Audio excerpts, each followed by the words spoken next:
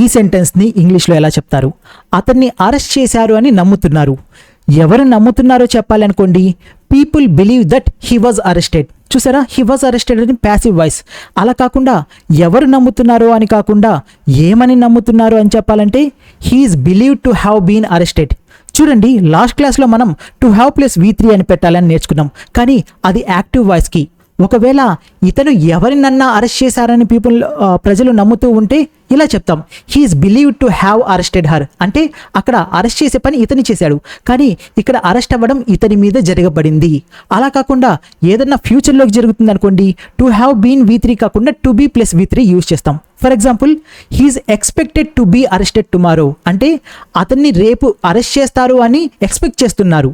ఎవరు చేస్తున్నారో చెప్పట్లేదు, కానీ ఏమని ఎక్స్పెక్ట్ చేస్తున్నారో చెప్తున్నాం.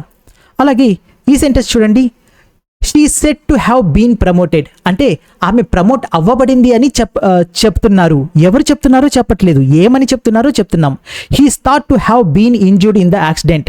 అతను యాక్సిడెంట్లో ఇంజురీ అవ్వబడ్డాడు అని భావిస్తున్నారు.